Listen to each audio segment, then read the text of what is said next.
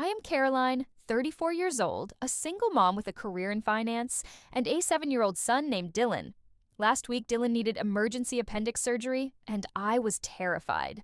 I called my parents, my sister, anyone in the family who could come support us through this scary time. No one showed up, not a single person. I have always been the responsible one in my family, the one everyone turns to when they need money. But 3 days after being alone in that hospital, I received a text that changed everything. Before I tell you how my family betrayed me and then demanded $10,000, let me know where you are watching from and hit that subscribe button if family drama stories like mine resonate with you. To understand how things got to this breaking point, I need to take you back to where it all began. I grew up in a middle-class neighborhood in suburban Chicago with my parents Martha and Frank and my younger sister Vanessa. From the earliest days I can remember, there was always an unspoken hierarchy in our household. Vanessa was the golden child and I was the responsible one. Our childhood photos tell the story better than words could. Vanessa in dance recital costumes with our beaming parents. Vanessa opening piles of Christmas gifts. Vanessa being celebrated for every small achievement. Meanwhile, I was the practical, reliable daughter who never caused trouble and learned early to take care of myself. By 16, I was working at the local grocery store after school and on weekends. Not because we needed the money. My family was comfortably middle class, but because my parents made it clear that my wants and needs were my responsibility. When college applications came around, I remember sitting at the kitchen table with my acceptance letter to Northwestern and my parents exchanging nervous glances about the tuition. "We just do not have that kind of money set aside for you, Carolyn," my mother said, stirring her coffee. "We always figured you would get scholarships or go somewhere less expensive." What she did not say was that they were saving for Vanessa, who was 2 years behind me. I took out student loans, worked 30 hours a week during school, and graduated with a business degree. Meanwhile, Vanessa attended 3 different universities over 6 years, changing majors repeatedly with our parents covering every cent. My first job was as a bank teller. I was 22, eager to build my career and pay down my student loans. I rented a tiny studio apartment and packed lunches every day to save money. I remember calling my parents to share the news about my first promotion to personal banking. Associate only to have the conversation cut short. Because they were helping Vanessa move into a new apartment after she dropped out of college again. At 25, I met Brian. He was charming, ambitious, and seemed to appreciate my practical nature. We married after 8 months, a small ceremony that my parents complained was too modest. We always imagined giving one of our daughters a proper wedding. My mother sighed, though they contributed nothing to the costs. Brian and I both worked hard, and within 2 years, I was pregnant with Dylan. It was during my pregnancy that I received my biggest promotion, yet financial advisor at one of the most prestigious firms in Chicago. Brian seemed supportive at first, but after Dylan was born, things changed. He worked later and later, became irritated by the baby crying, and eventually admitted he was not ready for fatherhood. By the time Dylan was 2, the divorce was finalized. Brian pays his child support on time, but has minimal involvement in Dylan's life. Every other weekend turned into once a month, then occasional holidays. I do not badmouth him to Dylan, but the reality is that I am essentially raising our son alone. Dylan is the sweetest little boy, thoughtful, curious, and remarkably resilient despite his health issues. He was born with a minor heart murmur that requires regular checkups, and he has always been prone to respiratory infections. The medical bills have been substantial, but I have built a good career and can provide for him. What I cannot give him is an extended family that truly cares. Throughout all these years, a disturbing pattern formed with my parents and sister. They rarely called to check on us, or visited unless they needed something. And increasingly, what they needed was money. First, it was my parents needing help refinancing their home after they had taken out a second mortgage to pay for Vanessa's graduate school attempt, which she abandoned after 1 semester. I helped them secure a better rate and covered the closing costs. $5,000. I had been saving for a family vacation with Dylan. Then there was Vanessa's credit card debt. $12,000 she had racked up buying clothes and taking weekend trips with friends. My parents called me in a panic, saying Vanessa was crying every night, afraid of debt collectors. I created a payment plan and covered the first 4 months of payments to get her back on track. Each time I received Osif thanks and promises that things would be different. Each time months would pass with no contact until the next crisis emerged. Meanwhile, when I mentioned Dylan's school achievements or health concerns, I received distracted responses or quickly changed subjects. Your sister is just going through a difficult time right now. My mother would say, whenever I expressed frustration at the one-sided relationship, family helps family. You are just better with money, Carolyn. ETH has always come easy to you. Nothing about my financial stability came easy. I worked 60-hour weeks while raising a child alone. I carefully budgeted every dollar. I sacrificed vacations and new clothes and dinners out to build security for Dylan and myself. But in my family's narrative, I was simply lucky or naturally good with money, as if my success had fallen from the sky rather than being earned through years of discipline and hard work.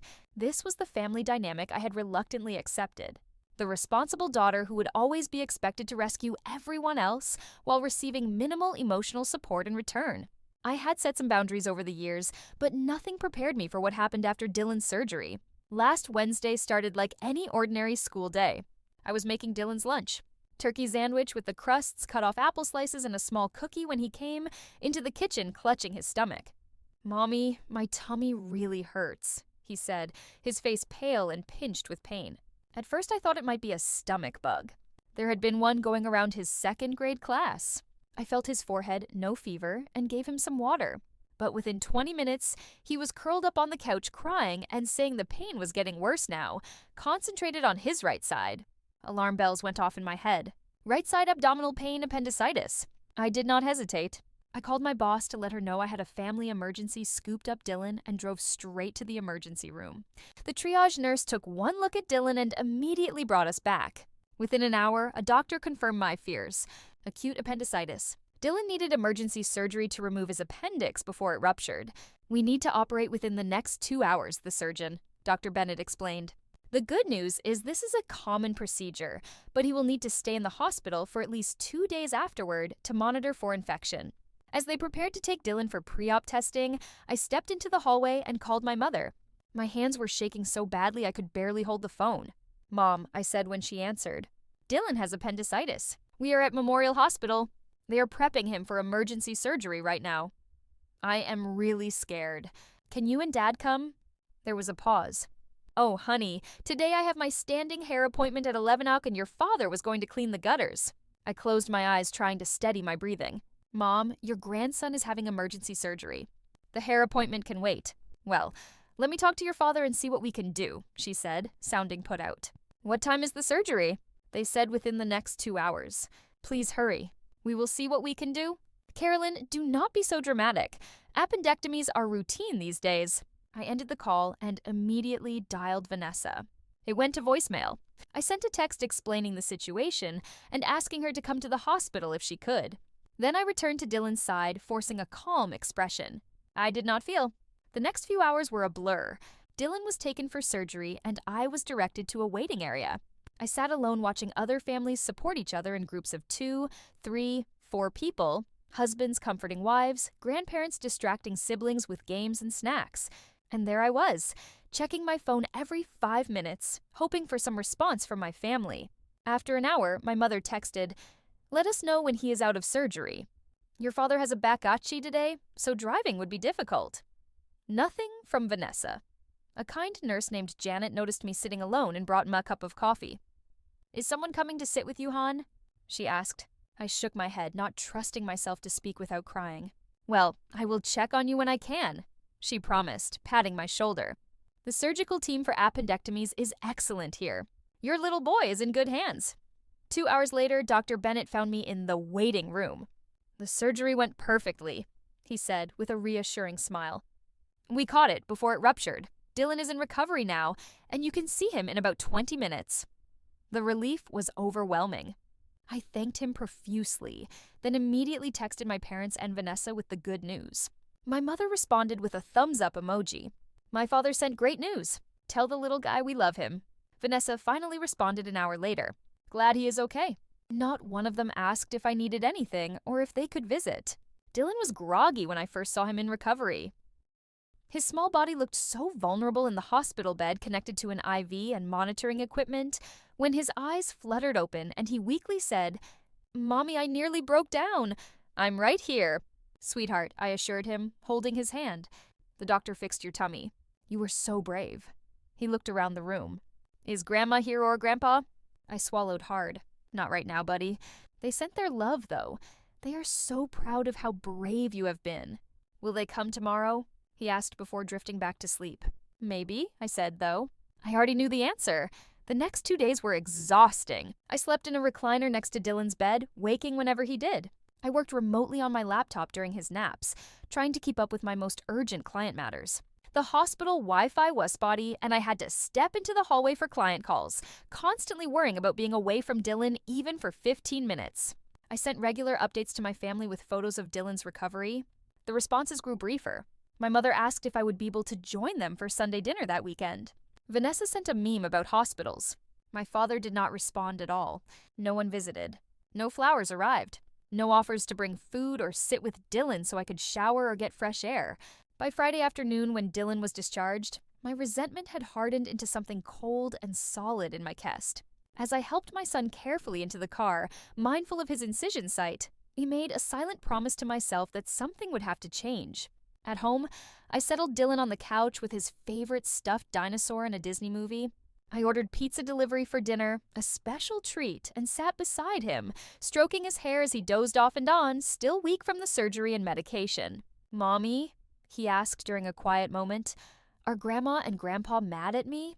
"No, sweetie," I said, my heart breaking. "Why would you think that?" "'Cause they did not come see me in the hospital.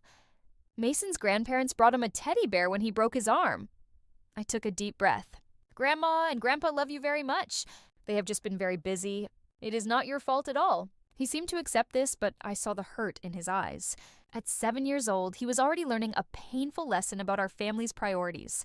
That night, after Dylan was asleep in his bed, I allowed myself to cry for the first time since this ordeal began.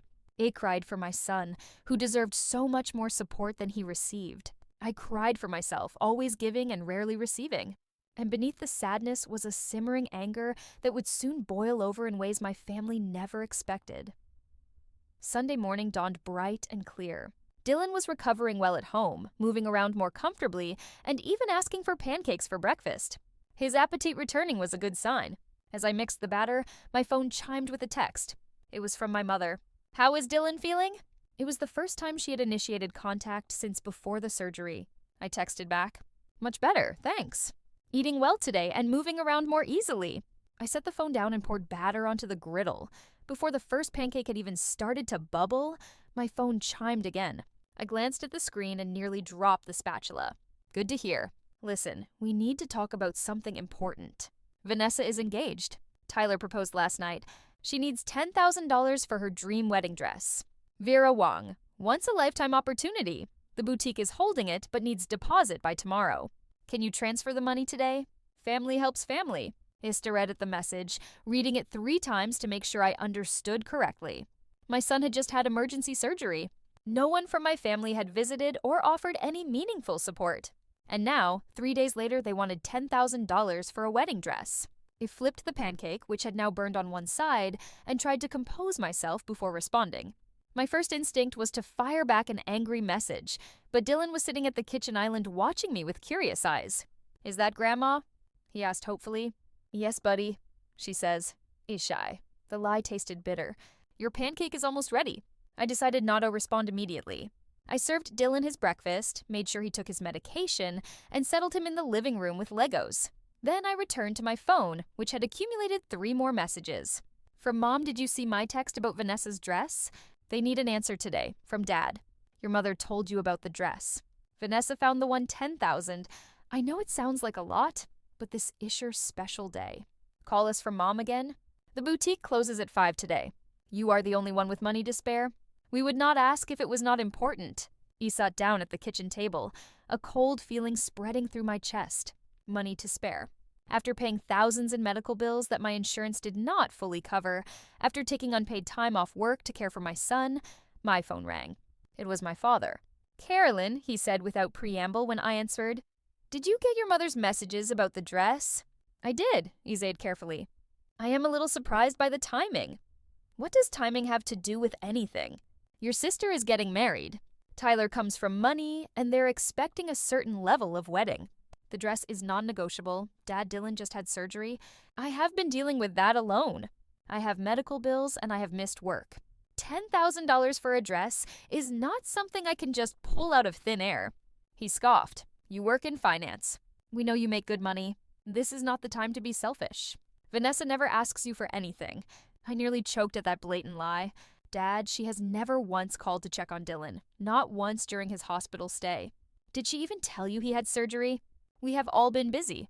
Tyler's parents are planning an engagement party, and there has been a lot to coordinate. This dress is a limited opportunity. Vanessa tried it on yesterday, and it is perfect. She deserves this. The conversation continued in this vein for several minutes. My father dismissed every concern I raised, repeatedly emphasizing family obligation and Vanessa's once-in-a-lifetime event. After hanging up, I received a call from me mother. Then another text. This one with photos attached of Vanessa in what I assumed was the dress in question. A massive ball gown with intricate beading and a cathedral train. It looked like something from a Disney movie. Impractical and ostentatious. Then came the text that broke me. Thanks in advance, sis. You are the best. Cannot wait for you to see me walk down the aisle in this. Tyler's family is so impressed with it. I need your banking details to give to the boutique for the deposit. Love you. Not a single word about Dylan. Not even a pretense of concern for her nephew who had just undergone emergency surgery. I sat at my kitchen table staring at the phone, and something inside me shifted. It was not just anger. It was clarity. I had been used by my family for years, treated as nothing more than a convenient ATM, and I had allowed it to happen. Even worse, I had taught Dylan by example that this was what family relationships should look like. One-sided, exploitative, and devoid of genuine care. As a financial advisor, I had counseled Delled clients about financial boundaries and even recognized signs of financial abuse in their relationships. Yet, I had failed to apply the same standards to my own family situation. I had enabled their behavior time and again, always hoping that the next time would be different. Looking at my financial situation objectively, I was comfortable but not wealthy.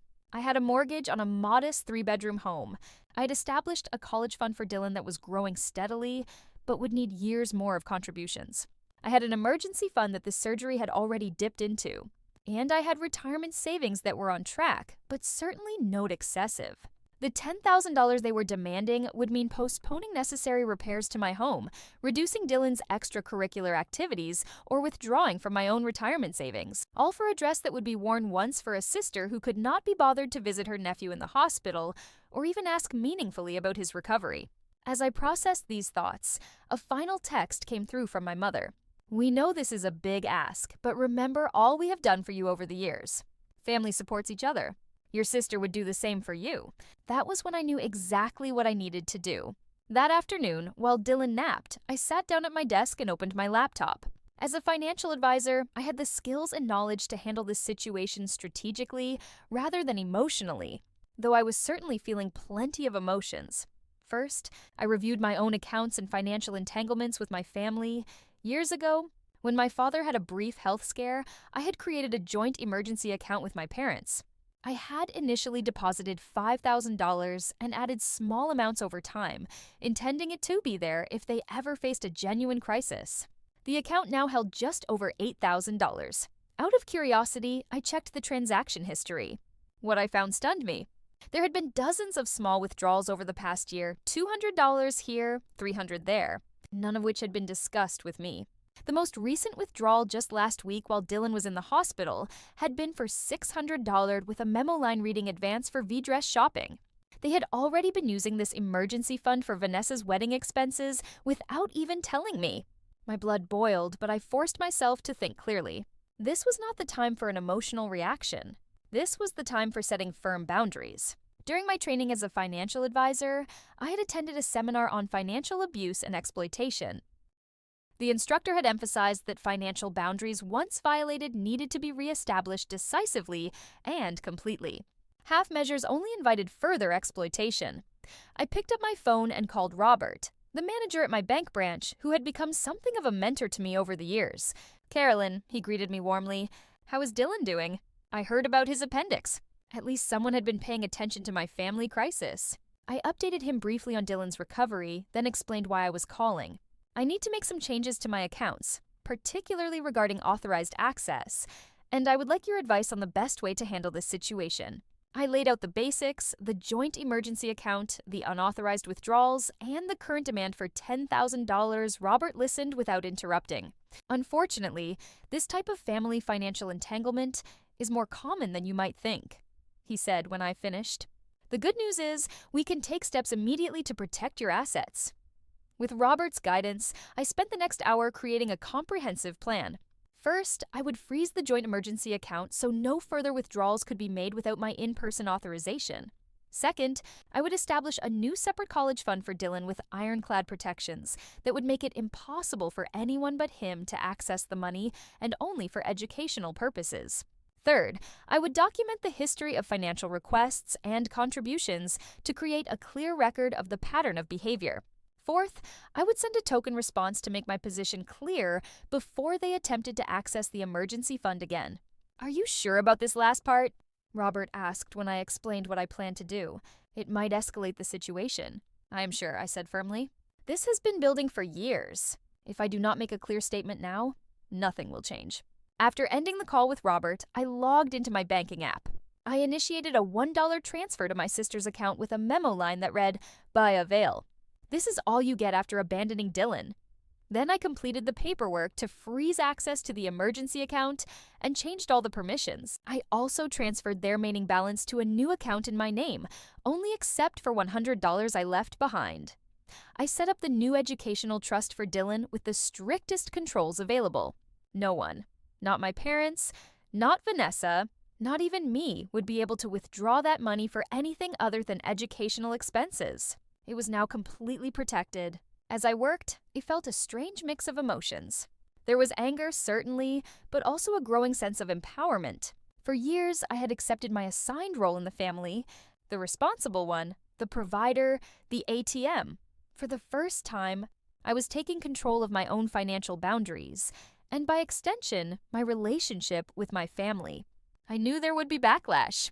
My mother would cry and accuse me of being selfish. My father would make veiled threats about family loyalty. Vanessa would alternate between sweet-talking and vicious accusations. I'd seen this pattern before whenever I attempted even minor boundary setting, but this time would be different. This time I had concrete protection in place. This time I was thinking not just of myself, but of the example I was setting for Dylan. What kind of relationships did I want him to accept as normal? What kind of treatment did I want him to believe he deserved? As I finalized the last details, I heard Dylan calling for me from his bedroom. I closed my laptop, took a deep breath, and went to check on my son. Whatever storm was coming, I was prepared to weather it for both our sakes. Monday morning arrived with the predicted storm. I had just dropped Dylan off at school. He had insisted he felt well enough to go, though I made arrangements with his teacher for limited activity and arrived at my office when my phone exploded with notifications. 6 missed calls from my mother, 4 from my father, 12 text messages from Vanessa, 2 voicemails. I settled at my desk and steeled myself before checking the first voicemail. It was my mother, her voice tearful and frantic.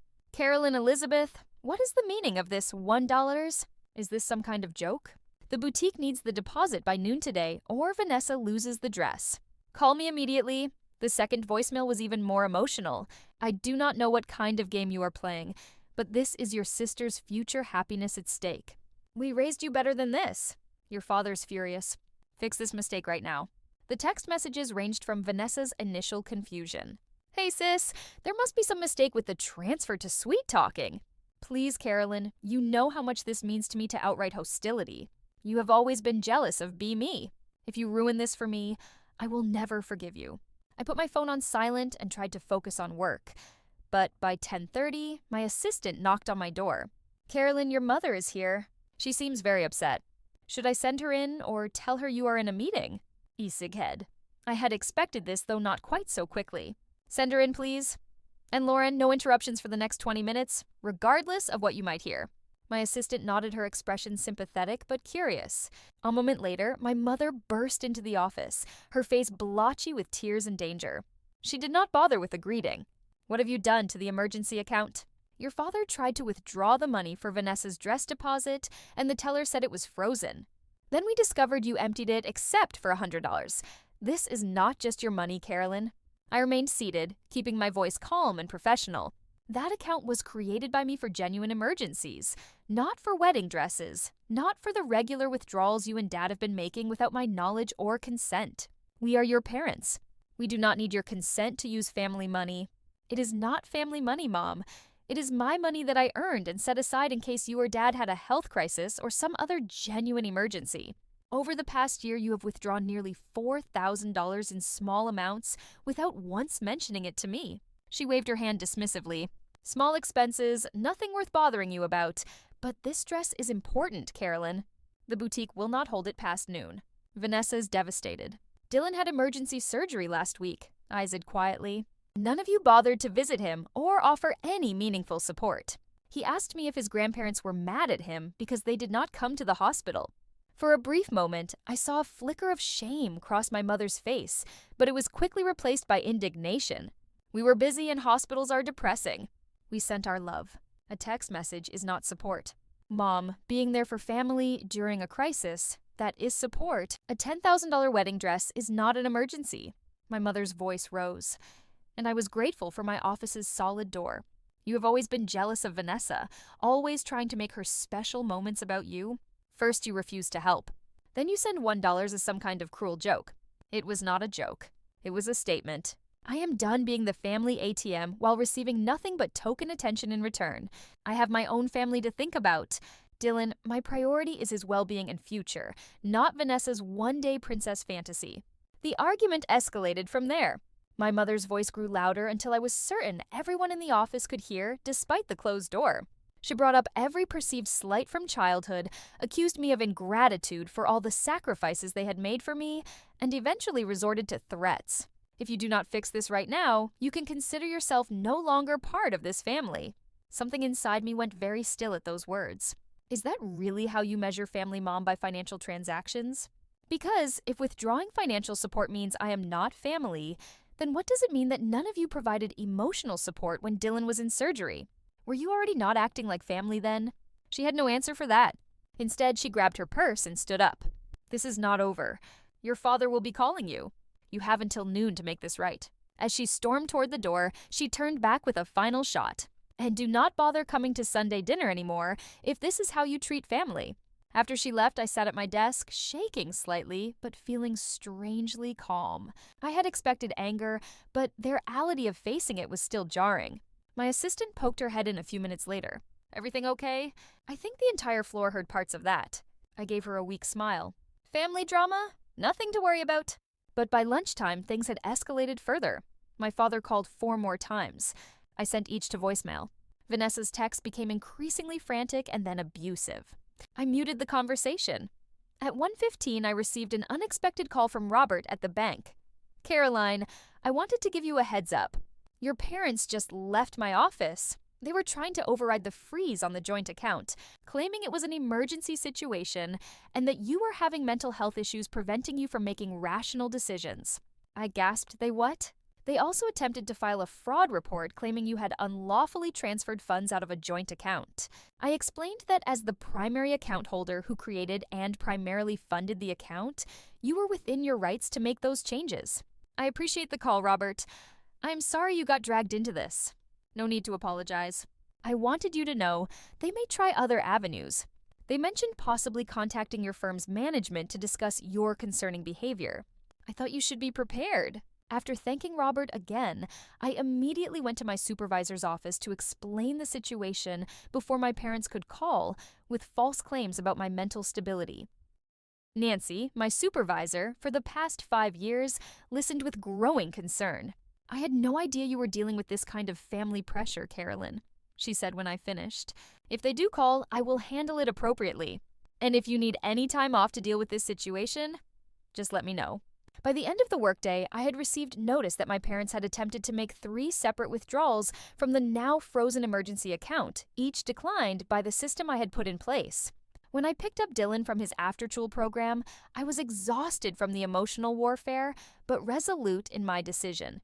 Something would have to give, and for once it would not be me. Tuesday evening, my phone rang with my father's number. I had been ignoring their calls all day, but something told me to answer this one.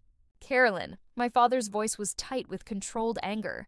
We need to have a family meeting tonight, 7 at our house. I cannot do tonight, Dad. Dylan is still recovering, and I do not want to leave him with a sitter so soon after his surgery. Then bring him. This needs to be resolved immediately. Is this about Vanessa's dress? Because my answer has not changed. This is about much more than the dress now. You have made serious accusations and taken actions that affect this entire family. He hung up without waiting for my response. I stood in my kitchen considering my options. I could refuse to go, but that would only escalate the situation further. If this confrontation was inevitable, perhaps it was better to face it directly and on my terms. I called my neighbor, Miss Jenkins, our retired teacher who had become a friend and occasional backup caregiver for Dylan. She readily agreed to watch him for a few hours, understanding from my tone that this was important. Take all the time you need, she assured me. Dylan and I will bake cookies and watch that space documentary he has been talking about. Before leaving, I gathered documentation. I had prepared a spreadsheet detailing every financial contribution I had made to my family over the past decade, totaling more than $50,000. Bank statements showing the unauthorized withdrawals from the emergency account, and copies of text messages showing the pattern of contact only when money was needed. Armed with evidence and resolve, I drove to my parents' house, the same split-level home where I had grown up. As I parked in the driveway, I noticed Vanessa's car already there, along with an unfamiliar luxury SUV that I guessed belonged to her fiancé, Tyler. My mother answered the door without a greeting, simply turning and walking toward the living room where the others waited. My father sat in his recliner, his position of authority during family discussions since my childhood. Vanessa and a tall, well-dressed man I assumed was Tyler sat on the couch. Everyone looked up as I entered, their expressions ranging from anger to discomfort. "Sit down," my father instructed, pointing to a dining chair that had been placed opposite everyone else. The hot seat. I remained standing. Before we start, I want to be clear about something. I am here to discuss the pattern of financial and emotional exploitation that has characterized our family relationships for years. I am not here to be guilted, manipulated, or bullied into providing money for Vanessa's wedding. Exploited. Vanessa stood up, her face flushed. "Are you serious right now? Just because I asked for help with my wedding dress?" This is not about just the dress, Vanessa. This is about years of one-sided support about the fact that none of you showed up when Dylan was in surgery, and about the unauthorized withdrawals from the emergency account I established. What unauthorized withdrawals? Tyler spoke for the first time, looking confused. What emergency account? I realized in that moment that Vanessa's fiancé likely had no idea about the family's financial dynamics. This was confirmed when my mother quickly interjected. "That is not relevant to the current discussion. Tyler, we are here to talk about Carolyn's refusal to help with wedding expenses." I addressed Tyler directly. "I created an emergency fund for my parents years ago. Without my knowledge, they have been making regular withdrawals, including funds for Vanessa's wedding preparations. When I discovered this and froze the account, they tried to claim I was mentally unstable to the bank manager." Tyler's eyebrows shot up and he turned to look at Vanessa. "Is this true? You told me your sister refused to contribute to our wedding, not that your parents were already using her money without permission." Vanessa looked trapped. "It is not like that. Mom and Dad said the account was for family needs, and the wedding is a family need. $10,000 for a dress is not a need," I said firmly. "And speaking of the dress, Tyler did, that was the amount being requested." Tyler's expression darkened. 10,000. Vanessa told me the dress budget was 2,000, which I already thought was excessive. The room fell silent. My mother glared at me for revealing this information, while Vanessa suddenly became very interested in her manicure. I pulled out the folder of documentation I had brought. "I think it is time we put all the cards on the table. This is a record of every financial contribution I've made to this family over the past 10 years. I handed copies to each person in the room and continued speaking as they looked at the spreadsheet. $53,820. That includes helping with the refinance of this house, paying off Vanessa's credit card debt twice, covering Dad's medical bills when he had pneumonia, and dozens of smaller loans that were never repaid. What it does not include is any record of emotional support flowing in the other direction." The room remained silent as they absorbed the information. Tyler looked increasingly uncomfortable, darting glances at Vanessa and my parents. "Last week, my 7-year-old son had emergency surgery. I called each of you asking for support. Not money, just your presence. None of you showed up, not once during his 3-day hospital stay. Dylan asked me if his grandparents were mad at him because they did not visit. My mother had the grace to look ashamed, but my father maintained his defensive posture. We explained why we could not come. You are making this into something it is not. Am I? Because 3 days after, you could not be bothered to visit your grandson in the hospital. You demanded $10,000 for a wedding dress. How exactly should I interpret those priorities? I turned to Tyler again. Did you know about Dylan's surgery? He shook his head slowly. No, I had no idea. Vanessa shot me a venomous look. Stop trying to make Tyler think badly of us. This is just your jealousy talking. You have always resented that Mom and Dad love me more. The room went deadly quiet at her outburst. The truth that had always been understood but never spoken aloud hung in the air between us. My father cleared his throat uncomfortably. Vanessa, that is not true. We love both our daughters equally, but the damage was done. Tyler was now looking at his fiancé with new eyes, and my mother could not meet my gaze. I took a deep breath and delivered the speech I had been preparing since Sunday. Family means showing up for each other. It means celebrating successes and providing support during crisis. It means care flows in both directions, not just one way. For years, I have been the unexpected to give financially, emotionally, practically, while receiving token acknowledgement in return. That ends today. I am not cutting contact with this family. I am not saying I will never help in a genuine emergency, but I am establishing firm boundaries. No more financial support without genuine relationship. No more one-sided giving. No more treating me like a convenient ATM while ignoring my son. I looked each of them in the eye before continuing. The money I have saved is for Dylan's future and our security. It's not available for designer wedding dresses or any other non-essential expenses. The emergency account will remain frozen until we have rebuilt trust, which will take time and effort on all parts. If you want a relationship with me and with Dylan, you are welcome to it, but it must be based on mutual care and respect, not financial transactions. The choice is yours. I stood up, gathering my purse and the folder of documentation. No one spoke as I walked toward the door. Just as I reached it, Tyler's voice stopped me. Carolyn, I want to apologize. I had no idea about any of this, especially about your son's surgery. For what it is worth, I think you are absolutely right about family priorities. I nodded my thanks to him, noting Vanessa's shocked expression, and left without another word. As I drove home, I felt lighter than I had in years. As if a burden I had carried so long, I had forgotten it was there had finally been lifted from my shoulders. 2 months have passed since that showdown in my parents' living room, and much has changed.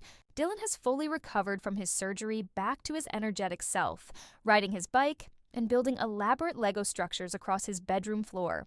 The physical healing was straightforward. The emotional landscape has been more complicated. For the first 3 weeks after the confrontation, there was complete silence from my family. No calls, no texts, not even the usual social media interactions. I used that time to focus on Dylan and myself, establishing new routines and priorities, free from the constant background anxiety of anticipating the next financial request. I started seeing a therapist, Dr. Morgan, who specializes in family dynamics and boundary setting. Our weekly sessions have helped me recognize patterns I had normalized for so long, the subtle manipulation techniques, the emotional withholding, the implied obligations that were never reciprocated. What you are describing is a classic family system with rigid roles, Dr. Morgan explained during an early session. You were assigned the role of provider and fixer while your sister was given the role of being taken care of. Breaking out of these roles threatens the entire system, which is why the backlash was so severe. With her guidance, I have been working on maintaining my boundaries while processing the grief of losing the family relationship I had always hoped for but never truly had. It has not been easy, but it has been necessary. The financial freedom has been unexpectedly liberating. Without the constant drain of family emergencies, I've been able to plan a summer vacation for Dylan and me. Our first real vacation that was not just visiting relatives. We are going to spend a week at a beach resort with swimming pools and kids' activities. Dylan talks about it constantly, his excitement, a daily reminder that I made the right decision. I also started the home renovation project I had been postponing for years. Nothing extravagant, just updating our worn kitchen cabinets and replacing the stained carpet in the living room with hardwood floors. Creating a home that feels truly ours, not just a place we inhabit between work and school. The first crack in the family's silence came 6 weeks after our confrontation. A letter arrived, not an email or text, but an actual handwritten letter from Vanessa. I sat on my back porch with a cup of tea, steeling myself before opening it. "Dear Carolyn," it began, "Tyler and I have postponed our wedding." After our family meeting, he had a lot of questions about our financial situation and expectations. We have been having long talks about priorities and values that have not always been comfortable. She went on to acknowledge, albeit somewhat grudgingly, that she had been oblivious to Dylan's surgery and health challenges. "I realize I have not been the kind of aunt I should have been," she wrote. "I cannot change the past, but I am trying to think more about how my choices affect others." It was not exactly a profound apology, but coming from Vanessa, it was significant. She closed by saying she was not asking for anything, just opening a door to possibly rebuild some kind of relationship in the future. I wrote back a brief, polite note, thanking her for the letter and expressing hope that her conversations with Tyler would lead to a stronger foundation for their marriage. I did not rush to forgive or pretend everything was resolved, but I did leave the door open a crack. A week after that exchange, a birthday card arrived for Dylan from my parents. Inside was a gift certificate to a local toy store and a note saying they would like to take him out for ice cream sometime if that would be okay with me. No demands, no guilt trips, just a small olive branch. I showed it to Dylan, who was excited about both the gift card and the ice cream offer. "Can I see Grandma and Grandpa?" he asked, his eyes hopeful. "We will see," I told him. "Maybe we can meet them for ice cream next weekend, just for a little while." I am proceeding cautiously with these tentative reconnections. Dr. Morgan has helped me develop a framework for limited controlled interactions that allow me to test whether real change is possible without exposing myself or Dylan to further harm. Meanwhile, I have been building a different kind of support system. My work friends have become more like real friends since I shared some of what I was going through. 2 colleagues and I now have a standing monthly dinner date where we take turns watching each other's children. Miss Jenkins from next door has become something of a surrogate grandmother to Dylan. She takes him gardening in her backyard and has been teaching him to bake. He proudly brought home chocolate chip cookies last week that they had made together, saving the biggest one for me. Dylan himself has shown remarkable resilience through all of this. Children are perceptive. Heck knew something was wrong with our family dynamics long before I explicitly addressed it. Recently, as I was tucking him in, he asked a question that caught me off guard. "Mommy, is it okay not to give someone something even if they really want it?" I sat on the edge of his bed considering how to respond. "Yes, buddy. It is okay to say no, even to people you care about, if what they are asking for is not right for you to give." "Why do you ask?" "Joey Askell wanted me to give him my new action figure. And he said, 'Best friends always share everything,' but I did not want to give it to him because it was special to me." Was that okay? I hugged him close. That was absolutely okay. Real friendship is not about taking things from each other. It is about respecting each other and caring about each other's feelings. He nodded seriously. That is what I thought. I told Joey we could play with it together at recess, but it would stay my toy. He got mad at first, but then he was okay. In that moment, I realized my son was already learning the lesson it had taken me 34 years to grasp. Healthy relationships require boundaries, and love without respect is not really love at all. The journey ahead will not be easy. Family patterns do not change overnight, and there may be more confrontations and difficult conversations to come. But for the first time in my adult life, I feel free to define my own worth outside of my utility to others. I am building a life based on genuine connection rather than obligation, and showing Dylan what healthy relationships really look like. The money I once might have sent for Vanessa's wedding dress is now in Dylan's college fund. The emotional energy I once spent managing my family's crisis is now invested in building a joyful life with my son and nurturing friendships that flow both ways. Sometimes, the most profound act of love is not giving people what they ask for, but showing them where the boundaries must stand. Money cannot buy family loyalty, but protecting your peace is truly priceless. I would love to hear your thoughts on this situation. Have you ever had to set difficult boundaries with family members who were taking advantage of you? How did you handle it? Let me know in the comments below.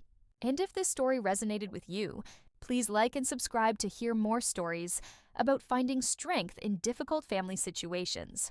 Share this with someone who might need to hear that it is okay to prioritize their own well-being. Thank you for listening to my story. And remember, you deserve relationships that add to your life, not drain it.